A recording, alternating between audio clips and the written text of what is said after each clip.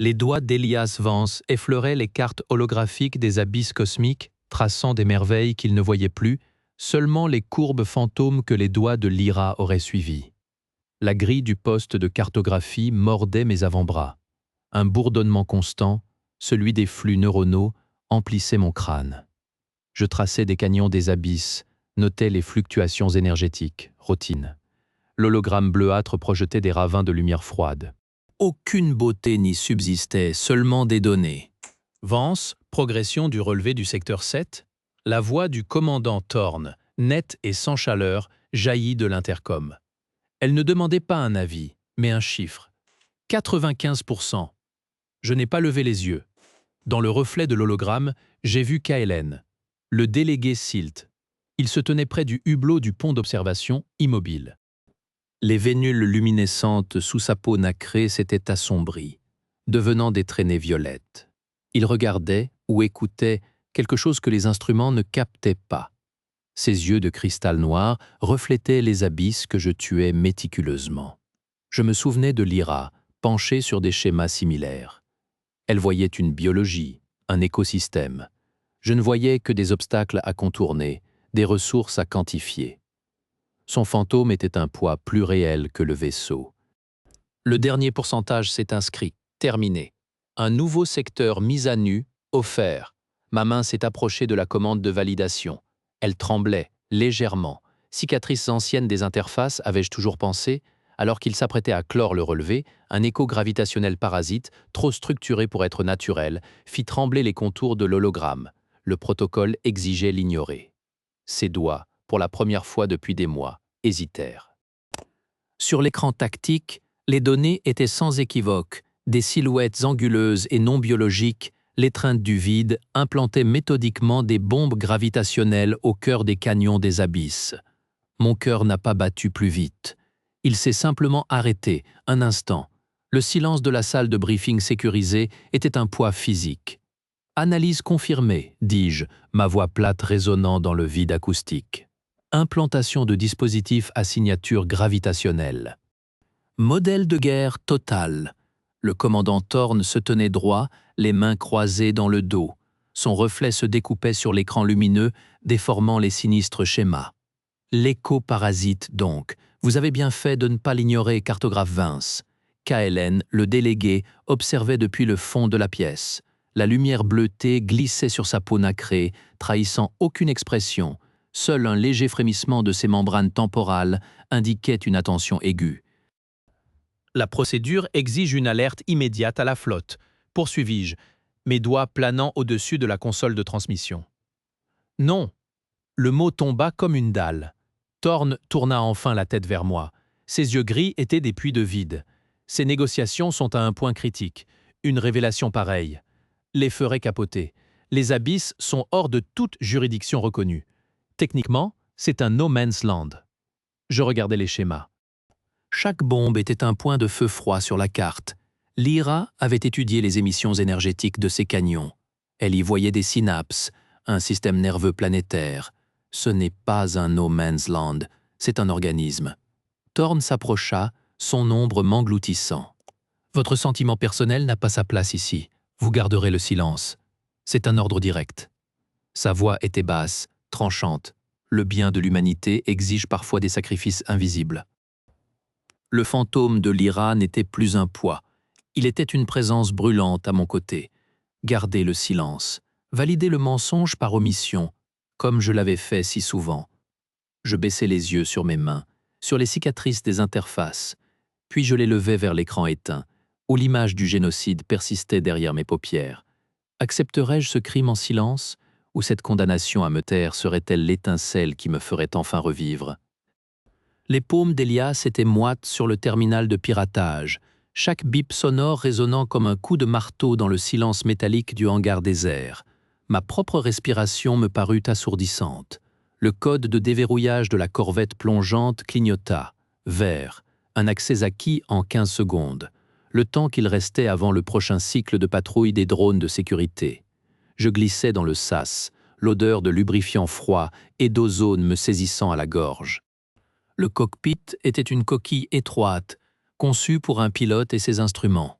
Je m'enfonçais dans le siège, les harnais s'enroulant autour de mes épaules avec un cliquetis mécanique. Mes doigts, ces mêmes doigts qui avaient tracé tant de mensonges sur des cartes, volèrent sur le tableau de prédémarrage. La routine était gravée dans ma mémoire musculaire.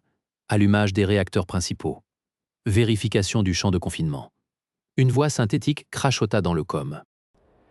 Hangar Delta à l'embarcation non identifiée. Annulez votre séquence de lancement. Identifiez-vous. J'ignorais l'ordre. La corvette vibra. Un frémissement animal prêt à bondir. À travers le viewport, je voyais les portes du hangar, et au-delà, le velours noir piqué des lumières des récifs. Vance, c'est le commandant Thorne. Arrêtez ce vaisseau. Immédiatement. Sa voix était un scalpel. Je fermai les yeux une seconde. Je ne vis pas Thorne. Je vis Lyra penchée sur un échantillon de silice organique, ses yeux brillants d'une curiosité que j'avais perdue. Je vis les canyons, ses veines vivantes, et les dispositifs gravitationnels nichés en leur sein comme des tumeurs. Mon doigt pressa la séquence finale. La corvette jaillit du berceau de maintien, traversa le champ de confinement dans un craquement d'énergie statique. Les alarmes du Concordia hurlèrent derrière moi, une clameur étouffée par le vide naissant. Alors que la corvette franchissait le champ de confinement du hangar, les premières salves d'avertissement des chasseurs du Concordia vinrent strier le vide derrière lui. La chasse était ouverte. La corvette tangua violemment, esquivant de justesse un éperon cristallin, tandis que les cris d'alarme de proximité se mélangeaient au ronronnement inquiétant des moteurs poussés à bout. Dans le reflet déformé de l'écran principal, je vis Kaelen se raidir. Ses vénules luminescentes palpitaient, synchrones avec les pulsations des parois du canyon. Ses yeux de cristal noir ne me quittaient pas. « Vous les avez vus ?» dis-je, les mains crispées sur les commandes. « Ce n'était pas une question. Les récifs saignent là où vous avez placé vos machines, » répondit sa voix, un bourdonnement modulé. Le commandant Thorne a ordonné leur mise à feu. Pire, il les a conçus. Le sifflement des traceurs des chasseurs du Concordia déchira le silence. La corvette vibra sous un impact latéral. Une console explosa dans un nuage d'étincelles acides. Kaelen ne broncha pas, ses filaments organiques s'illuminant d'un bleu urgent. La matrice de contrôle, murmurèrent ses lèvres, mais le son venait de son collier symbiotique. Elle émet une signature harmonique. Je peux la tracer. Je suivis le chemin qu'il traça sur ma cartographie neuronale. Une douleur familière me transperça le crâne. Lyra aurait compris cette symbiose. Elle aurait su écouter. Nous plongeâmes plus profond, dans une gorge où la lumière des récifs mourait. L'écran principal afficha la structure nichée dans la chair vive du canyon, et autour d'elle, les icônes des bombes, des dizaines, reliées en réseau. Un seul nom brillait sur l'interface de commande principale, Thorne. Le cockpit n'était plus qu'étincelles et ténèbres.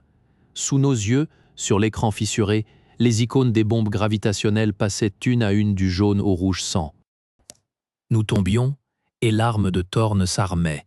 Dans le ventre noir de la corvette mourante, les seules lumières étaient les cartes interdites qu'Elias avait compilées, trahison suprême devenue son unique espoir. L'écran principal clignota, le visage de Thorne remplaçant les schémas des bombes. Vance, abandonne la corvette. Ma gorge était sèche. Pourquoi ? Pour que vous puissiez achever l'armement. Tu ne comprends pas l'enjeu. Sa voix était un couteau poli. Les Siltes refusent la négociation. Ces récifs sont une arme biologique. Je neutralise une menace. Kaelen émit un son bas, un grésillement organique. Son collier pulsait violemment. Lyra ne l'aurait jamais cru, dis-je. Le nom résonna dans le cockpit silencieux. Thorne se figea, puis il sourit, un étirement mince des lèvres. Ton épouse était brillante, trop curieuse. Elle a découvert le projet initial. Son vaisseau a rencontré une anomalie gravitationnelle. Le vide en moi se changea en quelque chose de solide, de froid. Je regardais Kaelen. Ses yeux cristallins reflétaient les lumières mourantes du tableau. Il inclina la tête. Une confirmation. Mes doigts trouvèrent le panneau de communication publique du Concordia. Je verrouillai le canal. À tous les postes d'écoute, commençai-je, les yeux rivés sur ceux de Thorne. Le commandant Harry Thorne a délibérément provoqué la disparition du docteur Lyra Vance. Il arme actuellement des bombes gravitationnelles interdites dans les canyons des abysses. Les coordonnées suivent. Je transmis les cartes neuronales, Mes zones aveugles, mes mensonges devenus preuves. L'écran de Thorne se brouilla dans un flot de statique. Sa voix crachota avant de s'éteindre. « Tu vas les tous ?» KLN posa une main sur le séquenceur de navigation. La corvette, son cœur de propulsion. Une impulsion brute, mal calibrée. Elle pourrait imiter un cœur de détresse des récifs. Les bombes sont sensibles aux fréquences harmoniques. Elles se mettront en veille. C'était un suicide. Un seul coup. Je regardais les cartes. Ces mensonges devenus vérité. Lyra était là, quelque part, dans les veines lumineuses de ce monde vivant. Le visage de Thorne, déformé par une rage froide, disparut de l'écran, et Elias posa la main sur le séquenceur d'autodestruction de la corvette. L'écran tactile était froid sous son doigt, mais la décision d'Elias brûlait d'une certitude qu'il n'avait plus connue depuis la disparition de Lyra. Mon pouce s'enfonça sur le séquenceur. Un bip strident, unique, déchira le silence de la cabine. Puis, le compte à rebours s'alluma, 20 secondes.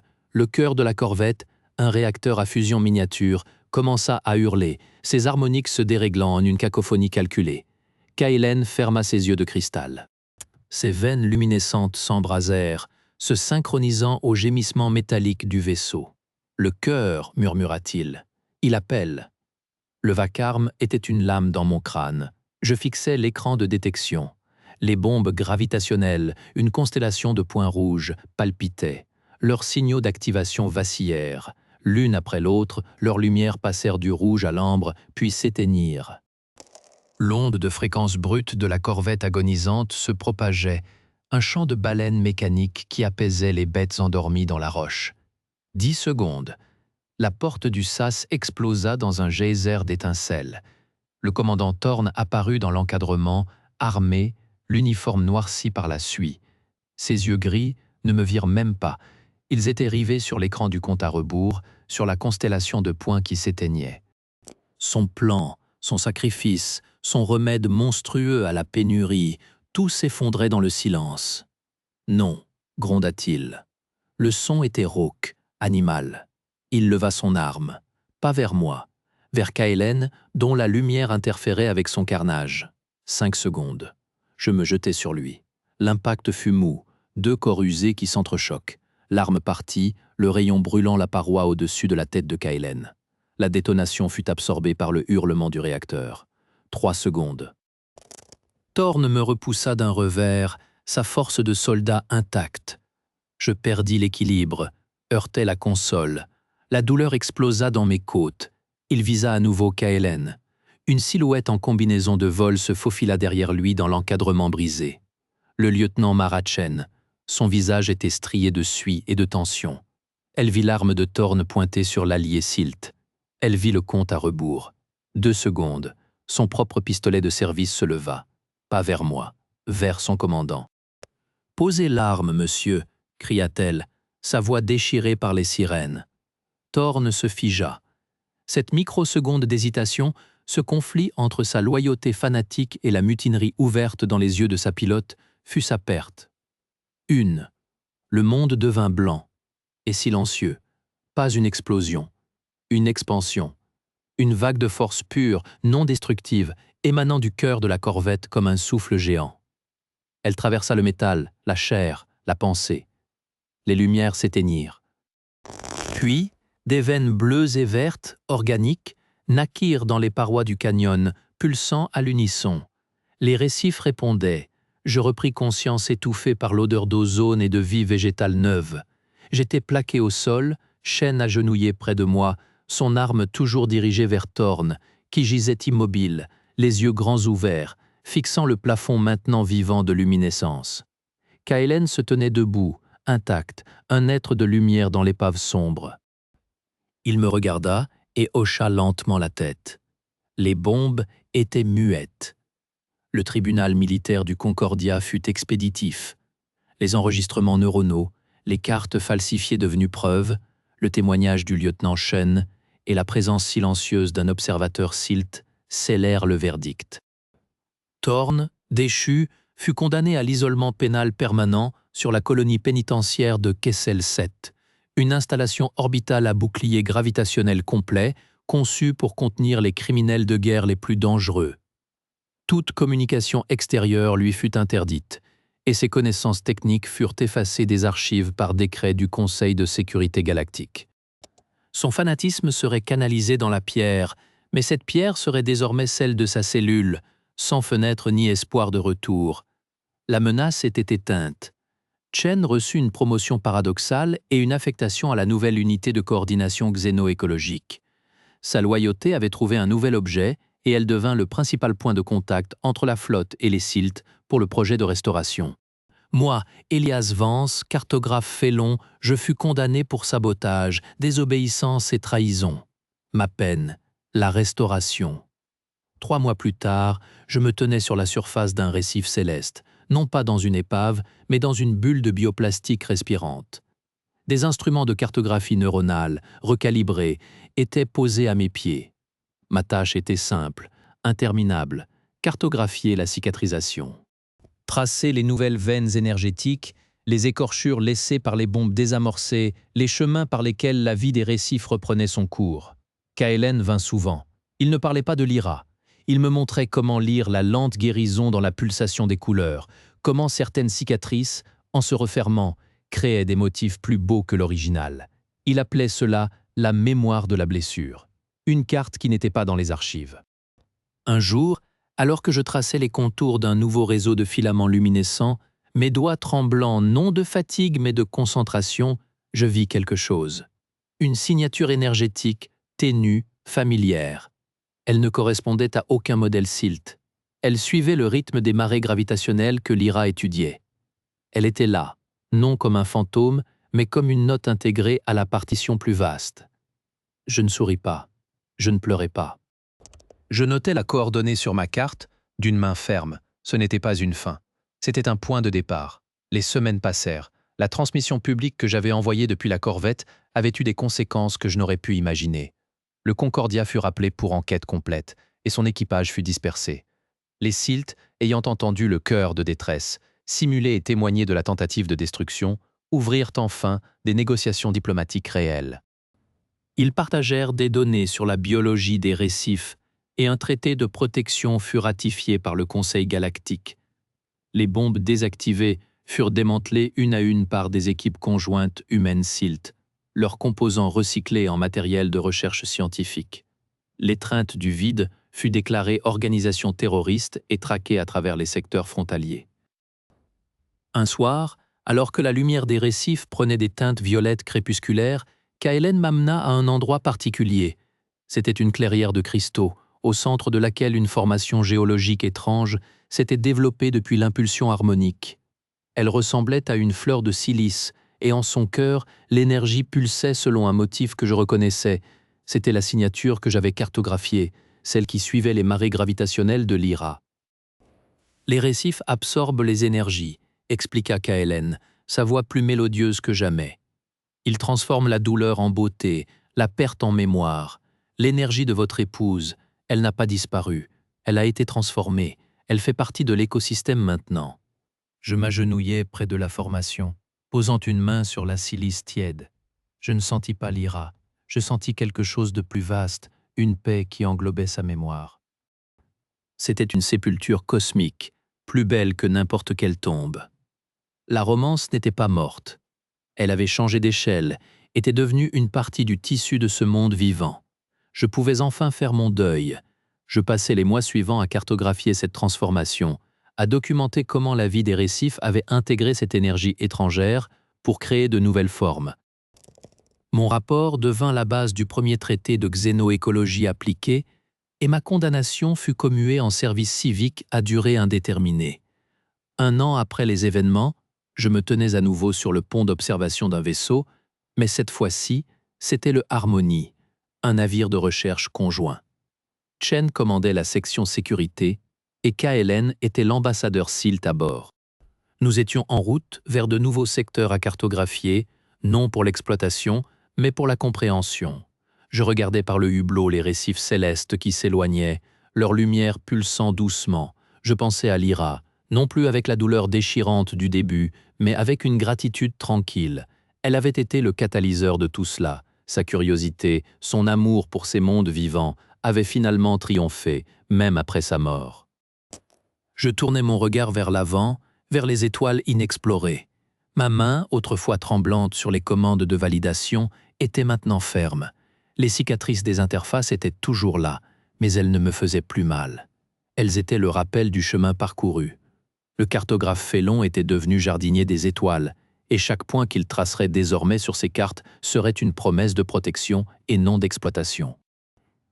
Le conflit était résolu, les menaces neutralisées, et les personnages avaient trouvé leur place dans un univers qui, enfin, avait du sens.